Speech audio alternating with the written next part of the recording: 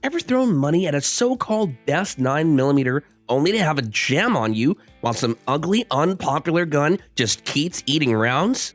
I've been there, believe me. Standing at the range, counting my regrets, watching my safe bet flop while a sleeper hit made me question everything I thought I knew. This isn't another list built for the crowd.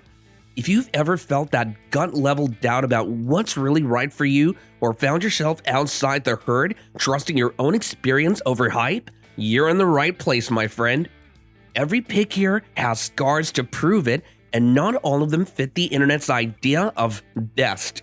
One gun on this list nearly got me laughed out of the shop, then ended up being the only one I'd trust if I could keep just a single 9mm in 2026. Missed the end, and you're gambling with your own regret, my friend. If you've ever been wrong about a pistol, stay with me. You might just save yourself a mistake I already made.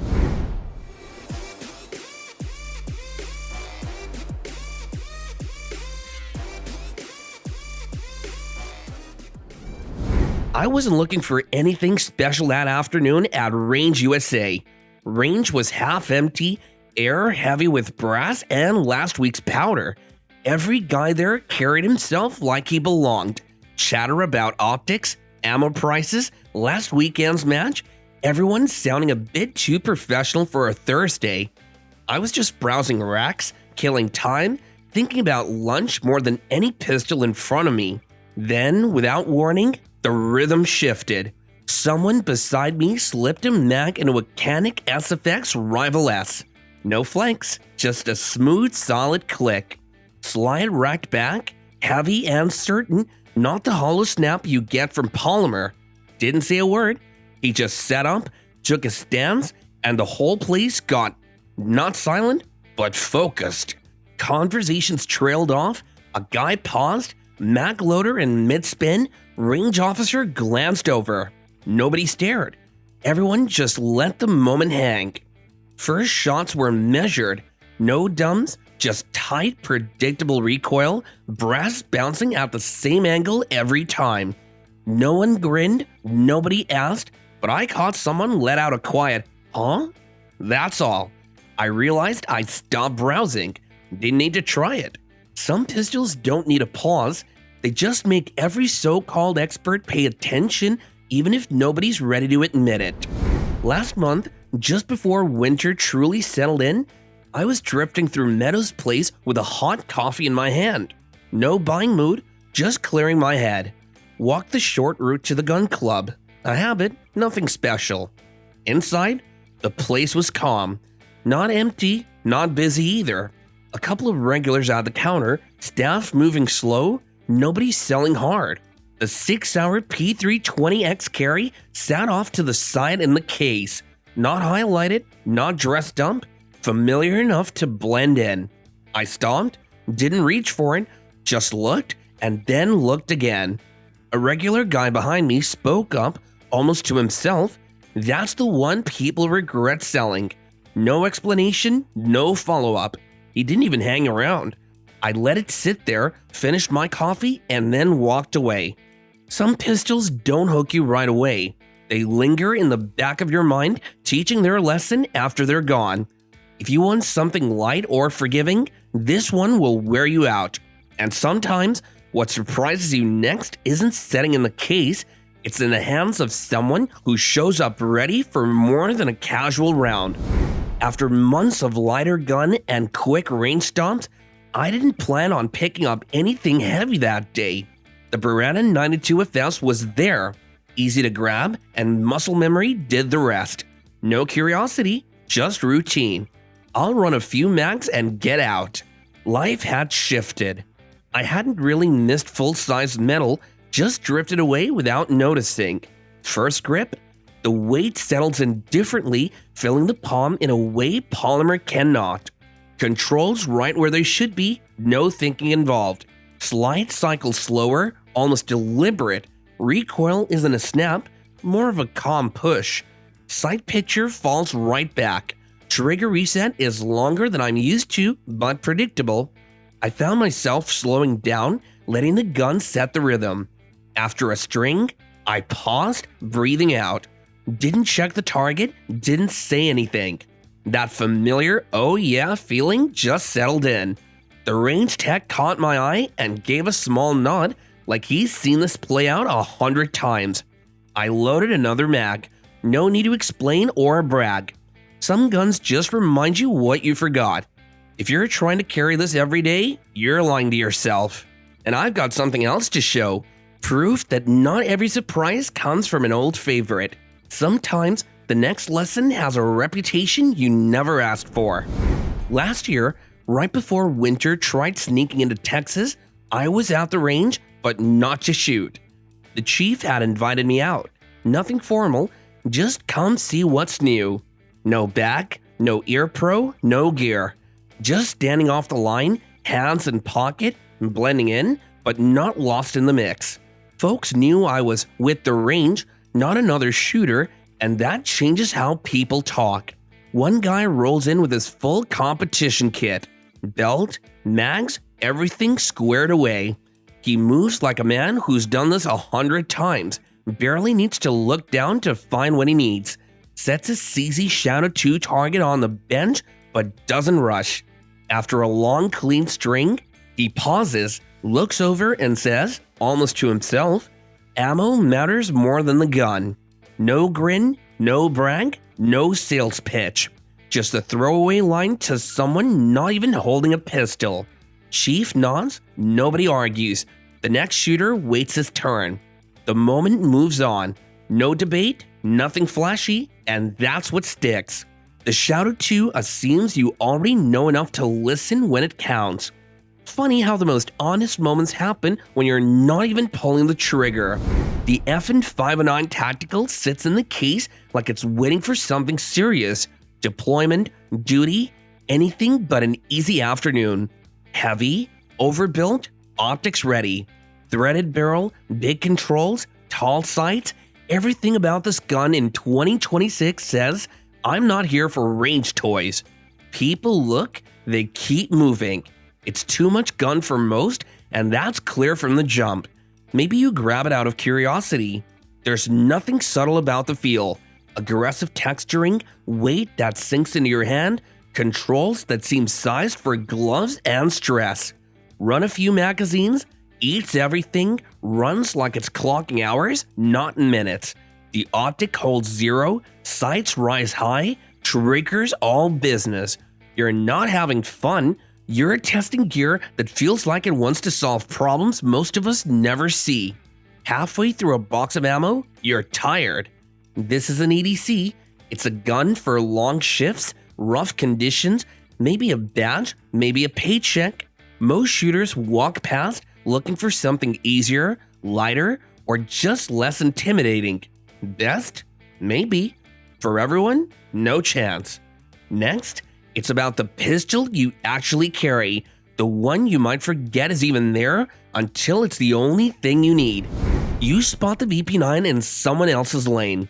He's loading mags with that automatic grip like the pistol grew into his hand. You can tell before a single shot. Ergonomics built by someone who actually asked shooters and not a marketing team. Controls under his thumb, slide racking smooth, backstrap and side panels all fitting together so nothing fights you. And then someone pipes up, that's HK's money if you break it. Laughter, a few nods. There's that undercurrent, great gun, but you'll pay for the privilege and you'll keep paying if you really run it hard. Someone jokes he could have picked up 2 used pistols for the price and nobody argues. He shoots and it's butter. Every group tight, every cycle feels premium. When he's done, you notice he doesn't toss it in his range bag. He wipes it down like a piece of glass, checks it twice, zips it up solo. Nobody else asks for a turn. It's the kind of fit that makes you want one until you think about beating it up or fixing it after. Best for the right hands maybe, for everyone else though, a little out of reach. What happens when you skip the dream gun and grab what just gets the job done? That's coming now. Shot a lot of striker-fired pistols, so by the time I reached the PDP full size, I wasn't expecting anything new. It was just there on the counter, Post-holiday crowd thinned out, fluorescent lights making everything feel even more ordinary. No excitement, no agenda. Just another polymer frame, or so I figured. Picked it up, and after a few rounds, couldn't put my finger on what felt off. Not off balance, not awkward, just different. Grip lands the sights where my eyes are already waiting. Trigger breaks at the moment I'm thinking now, not a half second before or after. Recoil doesn't interrupt my pace. By the second magazine, I'm not adjusting anything. My rhythm, the gun's rhythm, somehow the same. I said it feels different mostly to myself. The guy at the next lane blinked, then answered without thinking, "Yeah, like it knows what you're gonna do before you do." The way he said it, you could tell he tried explaining that before, probably gave up. Nobody else jumped in. No brand arguments, no debates. He nodded once and went back to shooting. Conversation closed, but the feeling stuck around. Sometimes the word best isn't obvious. Sometimes it's just the gun that doesn't get in your way unless you're not ready for it. Not a day I planned much for. I'm just waiting, half watching the range, mind somewhere else. Guy a lane over, nothing tactical about him, keeps running his P365X macro. There's no story here, nothing dramatic. He draws, shoots, moves, and steps aside. It's all so normal, you almost miss it. But there's something about the way he handles that pistol. Never checks his grip, never glances at his holster, never hesitates before sending another round. The motions are simple, stripped down, not trying to prove anything to anybody. He could be at a gas station or crossing a parking lot. Nothing about it says, "Look at me." You notice it because you're bored, because nothing interrupts him. No shifting weight, no fishing for a control, no lost rhythm between shots. The gun fits into his day the same way keys or a wallet do. Essential, forgettable, ready. That's the moment it lands. This is why people carry it. Not for flex, not for capacity. It just works even when nobody's watching. If grip length prints on you, this is where it starts becoming a problem. Didn't need to ask about it or handle his gear. I just watched, and for a second, everything made sense. Some pistols earn their place quietly, and that's enough. Wasn't out the range. The RXM just showed up on a friend's kitchen table. No fanfare, no crowd. It looked like something built last week, not last decade. Picked it up, and the comfort was there, but odd. My fingers settled, but not where they usually do. Angles, texture, none of it familiar. There were a few classics nearby, all that muscle memory, you know. The RXM felt new in a way that didn't let you forget it. I played with the controls, liked the sight, found myself wishing I could just drop in my usual part or grab a holster off the shelf. Instead, nothing fit.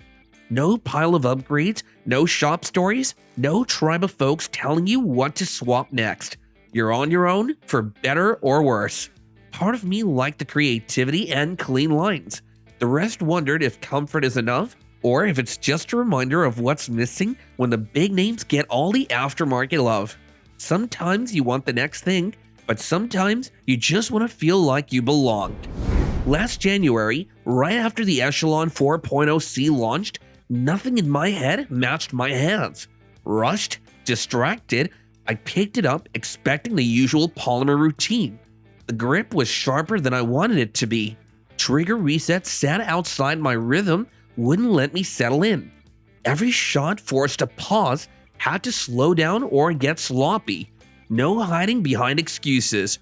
I was aware of every mistake, every time I tried to push the pace and felt the gun push back. At some point, I stopped trying to adjust, just let the Echelon call the shots. My pace dropped, I followed. It was mechanical, uncomfortable, but honest. The gun didn't care about my impatience, didn't smooth anything over. It wanted real input and nothing else. Good? Bad? It just was. Someone 2 lanes over emptied mags like brass didn't cost money. Sounded like a pinball machine. pure chaos. I stayed in my lane, slow and quiet, every round reminding me that harmony isn't guaranteed. I didn't stick around, didn't talk about it, didn't run it back. There was nothing to approve, nothing to learn. The gun didn't change, and neither did I. It's January 2026 now, and I'm still thinking about how that gun exposed my pace. The SAR 9 Gen 3 sat near the back of the case, just part of the background. No attention, no pitch, no crowd. Nothing about it stood out. I was running strings on autopilot, more focused on a thought from earlier than on what was in my hand. Wasn't looking for anything new, wasn't in the mood to be surprised. First few shots, then right in the middle, something short-circuited my rhythm. Recoil ended sooner than my mind expected. Sights were already back before I'd finished the thought. Trigger broke before I'd really committed. I looked up, but not because of accuracy or excitement, just to reset. It was a pause, nothing more. Didn't say anything, didn't check the target or reload fast. There was no sense of wow, no best, not even satisfaction, just that offbeat flicker. The rest of the session, the feeling never came back. The gun faded into the background again as if it hadn't done anything at all. Later, someone else ran it. Quiet, steady, no drama. Made the moment seem even less explainable. I left with no verdict. Sometimes a pistol interrupts you and then just disappears. That feeling sticks longer than any compliment. Maybe the only cure for quiet uncertainty is picking up something impossible to ignore. I bought the Taurus G3C for one reason: budget. Nothing fancy and nothing to brag about, just a straightforward choice when the wallet was thin and the shelves weren't full of options. Maybe I wanted to root for the underdog brand too, but it was always about utility and not pride. First real range test, halfway through a session, it jams. Not once, twice. No drama, just that quiet sinking feeling. You clear it, keep going, but now there's a shift. It's not anger, it's not shock. It's the regret that settles in when you realize price doesn't buy trust. I kept wanting it to believe it would pull through, but there was nothing there backing me up. No tribe, no reassuring words, just an empty range and a cheap gun that suddenly felt even cheaper. It's good for anyone looking to start shopping, a true budget shooter's pick. But for reliability seekers, it's a bad choice going into 2026. After those jams, I found myself double-checking every magazine, shooting slower, feeling more alone with every round. Ready or not, the next pistol is the one that draws every line in the sand. No compromise, no excuses. Just the kind of reputation that forces everyone in the room to pick a side. Nobody ever debates the specs on the Hellcat Pro. Every time you pick it up, the numbers are right there. Capacity, footprint, weight. Like Springfield drew a perfect box around what a carry gun should be. But the moment you close your hand and let off a round, it splits the room. In my palm, the compactness feels surgical. Everything lines up, ready to carry more than it should. Then the recoil lands, a snappy, fast impulse. You feel the edge. Some shooters sink in, running strings with the same ease they'd have with a full size. The next lane over, someone else shakes out their hand and quietly trades up for something heavier. Nobody talks, nobody argues, but the divide is real. You ride the gun or you fight it. There's no forgiving curve, no maybe next week it'll fit. It's immediate, personal, and it either feels like home or like an awkward handshake you never want to repeat. I walked away knowing exactly where I stood. Some pistols let you waffle, but this one, it forces a decision. And if you think all the answers are found in specs and first impressions, wait until you see our bonus picks. Proof that sometimes the real outliers are what stick longest. The PSA Dagger Compact sits in the shop like a chair no one moves. Not ignored, just too familiar to notice. No buzz, no pitch, no hate. It blends into the wall, waiting for someone who doesn't care either way. Guy at the next stall loads up, runs it like he's clocking in. First shot, a wince, barely a twitch. Maybe the grip angle threw him off, maybe the break wasn't where he expected, maybe the recoil felt cheap. He pauses, silent. No complaint, no joke, no glance at the target. Just a moment's recalibration and then a shrug. Not bad. Not impressed, not relieved, not anything. That's as high as it gets. A gun that doesn't punish you for giving it a try. He keeps shooting, no grip adjustment, no comments, no curiosity from anyone else. The box empties, the gun goes back in the case like nothing ever happened.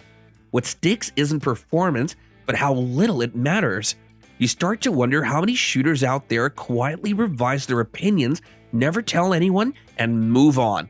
Sometimes best just means not as bad as you feared, and for plenty, that's more annoying than inspiring. You see the SFX-9 hit the bench, and the air in the room just changes. Some lean in, drawn by the reputation, the details, the kind of fit and finish you can't fake. Others stand back, hands in their pockets, already out of the running. Everything about it is sharp, deliberate, and expensive looking. Even before a shot, you know this isn't just another pistol. Trigger breaks, slide cycles, and there's no ramp up, no learning curve. It's just right. The whole thing feels inevitable, like every part was engineered to say, "Don't worry, I got this." And then you get why some shooters treat these things like heirlooms.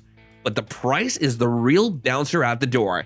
You hear someone mutter about the tag, there's no envy, just a split between those who could and those who know they never will.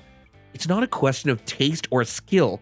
It's about whether you're willing to pay to join the club, and most people aren't. You catch yourself thinking about it, maybe even justifying the cost, and then you let it go. The SFX-9 isn't best because everyone can have it. It's the best because almost nobody can. Now let's be real. No list, no expert, not even me, can keep you safe from gun regret forever. Every shooter earns their scars, and sometimes your not for everyone pick is your only lifeline or your biggest loss. And now I want to hear your stories. The guns nobody believed in but never let you down, or the favorites that left you with nothing but a lesson. Drop them all below and let's see who's honest enough to admit it. What makes this list you see isn't perfection. It's survival, grit, and sometimes pure stubborn luck. Next time, I'm throwing out the best rulebook completely. Maybe it's the most hated, maybe the most abused, maybe the one you'd steal back if you could. If you're looking for comfort, you're in the wrong place. But if you want the ugly truth, the scars, and the real wins, you know where to find me. I'm your boy Steve, and I'll see you next time.